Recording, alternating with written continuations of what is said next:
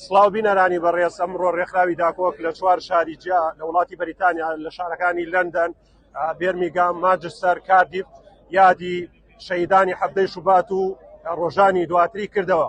ئەم غرورە پشت بەخوا، ئەم غرورە پشت بەخوا، سەری دەسەڵاتە خوا، سەری دەسەڵاتە خوا، باش کراو نهێنی، باش کراو نهێنی، خوایە لوتیان بشکێنی، خوایە لوتیان بشکێنی، چەتەکانی شاخ و شار، چەتەکانی شاخ و شار، دەست هەڵگرن لە پشار، دەست هەڵگرن لە پشار، ئەم حکومەتە ڕووخاوە، ئەم حکومەتە ڕووخاوە، تەنها شەقێکی ماوە، تەنها شەقێکی ماوە. یەکێتی پارتی دەبێ باشەوە بزانن ڕێکخراوی داکۆک لە وڵاتی بەریتانیا تاوەکو ڕوخانیان بەردەوامە بێ، تاوەکو نەهێڵانیان لە دەسەڵات بەردەوامە بێ و ئەم چالاکوانانە و ئامادەبوونی ئەم چالاکوانانە ئەوە نیشانەدا ڕێکخراوی داکۆک چەندێک گەورەیە لە وڵاتی بەریتانیا بۆ دژایەتیکردنی یەکێتی پارتی. پێشەچی دەستخۆشی لێو بە ڕێزانە دەکەم کە ئێستا هاتوونە کۆبوونەوە یادی شەهیدانی هەفتەی شوبات دەکەن کە ئەوانە بۆ ئازادی چیان نەکردبوو بە گولەت بکرانەوە، نەفرەت دەسەڵاتی گەندەڵی، نەفرەت لە دزی جەردەکات. زاش بارزانی دەستخۆشی لە داکۆک دەکەم کە هەموو کاتان ئەو کۆبوونەوەی ڕێک دەخاتن ئەمە یادی ئەو شەهیدە بە ڕێزانە بکەینەوە.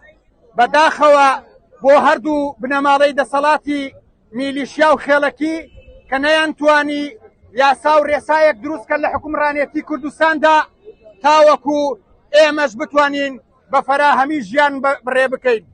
ئێمە دژی ئەو گەندەڵێن کە 30 ساڵە بەرهەمی خاک و نیشتیمانیان دزی، ئەوانە شۆڕشیان کرد لە پێناوی ئازادیدا نەبوو، بەڵکو لە پێناوی جێبەجێکردنی دەسەڵاتی فراوانخوازی خۆیان نبوو. ئێمە وەکو کوردانی تاراوگە لە بەریتانیا دژی ئەو دەسەڵاتەی دشی دەسەڵاتی بەرزانی و بنەماڵەی بەرزانی و تاڵەبانین. بەڕاستی ئێمە نامانەوێ ژیانێک لە تاراوگە و لە غەریبیا بەجێ بکەیت، بەڵام لە وڵاتی ئەمەدا هیچ یاسا و ڕێسایەکی حکومڕانێتی نییە، بۆیە هەمومان لە تاراوگەدا ئاوارە بوویت. زۆر سپاسی ڕێکخراوی داکۆک ئەکەین کە توانیوێتی کوردانی بەریتانیا کۆ بکاتەوە و هەمومان بە یەک دەنگ هاوار ئەەکەین، ئەڵێن بڕوخێ دەسەڵاتی گەندەڵی. لێرەوە پامێکمەیە بۆ یەکێتی پارتی لێرەوە پێیان ئەڵێم من تەمەنم 23 ساڵە، 23 دقە خۆشیم نەبینیوە لە ژیانمە ئەوەتەی کە لەوێ ژیاوم. لێرەوە پێیان ئەڵێم بڕوخێ دەسەڵاتی جوت بنەماڵەی مافیا بڕوخێ. ئێمە لێرەوە واز نایانین هەتا ئەو کاتەی ڕوخانی یەکێتی پارتی بە چاوی خۆمان نەبینین. بڕوخێ.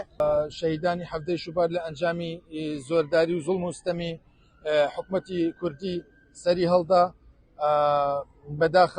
بەداخەوە خەڵکێکی زۆر هاوڵاتی لە گەنج و پیر و فەقیر بوون بە قوربانی ئەنجامی ئەو کار و چالاکیانە کە خەڵکێکی ئازادی خواز و ڕۆژنامە نووسان و هاوڵاتیان ئەیانەوێ ڕای خۆیان دەربرن لە هەر ڕێگە و پێگە و لە هەر جێگایەکە کە بیانوێ دەری بڕن، ئەوانە بن بە سەبەبکار و ڕێگەیان لێگرن و سەرکوتیانەکەن بە هەڕەشەی کوشتن، بە هەڕەشەی تهدیدکردن، بە هەڕەشەی سێکسی.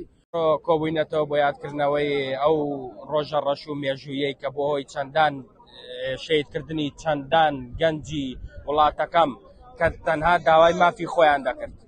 لەو ڕۆژەدا یادی هەفتەی شوبات دەکەینەوە کە لەو ڕۆژەدا دەسەڵاتدارەکانی هەرێمی کوردستان پارتی وێچێتی میلەتی کوردیان خەڵتانی خوێن کرد و کە ئەوان بە قەڵەم داوای مافی خۆیان کرد و داوای نان و ئاو و ئازادیان کرد، بەڵام ئەوان بە فیشەک وەڵامیاندانەوە خەڵتانی خوێنیان کرد. خۆشی لێوە دەکەم کە بەردەوام ڕێکخراوێکی چالاکن لە دەرەوەی وڵات دەستخۆشی لە کوردانی تاراوگە دەکەم کە بە شێوەیەکی زۆر جوان پشتگیری مامۆستایان و پشتگیری خۆپشاندانەکان و پشتگیری ئەو کەسانە دەکەن کە لە هەفتەی شوبات بە شێوەیەکی دڕندانە لەلایەن دەسەڵاتەوە شەهید بوون.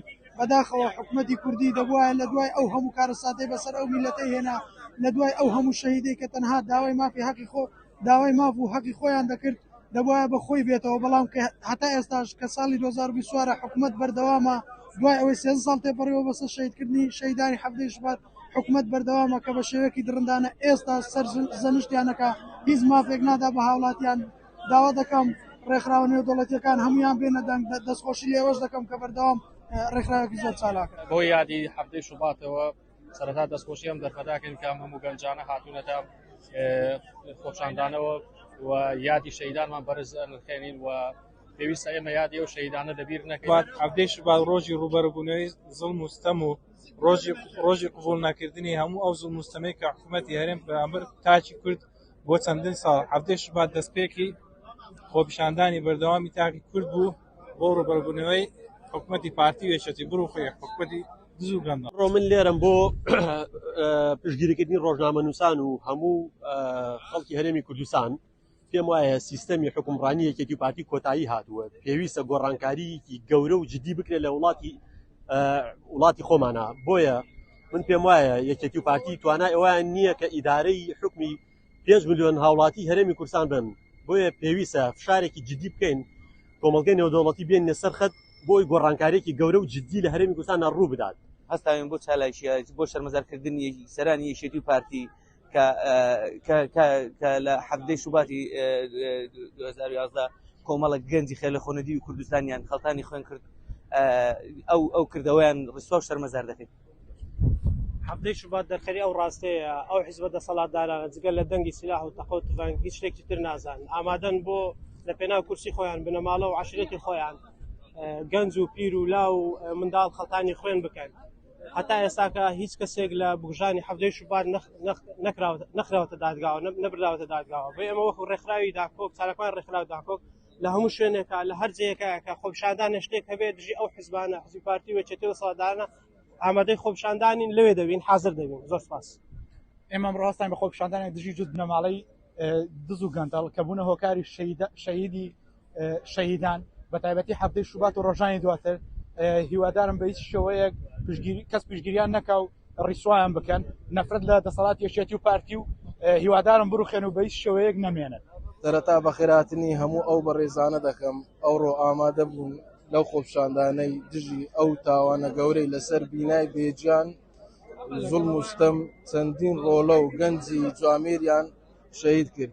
بەڵام هاتنی ئەو هەموو خوشک و براو لە دەرەوە و ناوەی شاری بێرمیگام مایە خۆشحاڵی و دڵنەواییە لە بنەماڵەی شەهیدان. سپێکی خەراتنێوە دەکەم بۆ شوێنە بڕۆخت بنەماڵی تاڵابانی بڕۆخت جاشی بنەماڵی بارزانی بڕۆخەش میشتار حەج شعبی ئەوەی وێڕای بەردەوامیدان بە دروشمەکانی حەفدەی شوبات داواکردن بۆ دادگایکردنی بە کوژانی گەنجانی شوبات لەگەڵ ئەوەشدا گرنگە بە ئاگایی و وریایەوە لەو ڕێگەیەوە نەدەین کە هێزگە لە کۆنەپەرست و کلک و باڵەکانی دەسەڵات یاری بە خوێنی قوربانیانی حەفدەی شوبات بکەن و بۆ مەرامی ئایدۆ لە ژێر مەسەبی خۆیان بەکاری بێنن. شاندانێکە دژی ئەو دەسەڵاتە ستەم و زۆردارێکە لە کوردستان حکمی خەڵکی کوردستان نەکات و هۆکاری کوشتنی چەندان گەنج و تاڵانکردنی ماڵ و سامانی خەڵکی کوردستانە.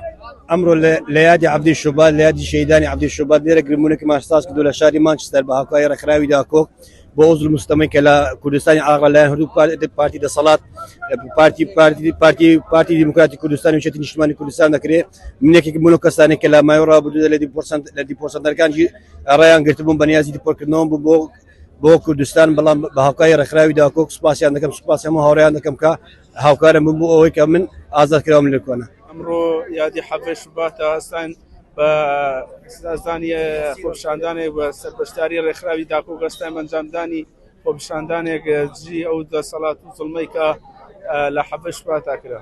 ڕسوایی بۆ یەکێتی پارتی، ڕسوایی بۆ یەکێتی پارتی، ڕسوایی بۆ بنەماڵەی بارزانی و تاڵەبانی، ڕسوایی بۆ بنەماڵەی پارتی و بارزانی، جاش جاش بارزانی، جاش جاش بارزانی، جاش جاش تاڵەبانی، جاش جاش تاڵەبانی، بڕوخێ بڕوخێ بڕوخێ بڕوخێ بژی داکۆک بژی داکۆک بڕوخێ بڕوخێ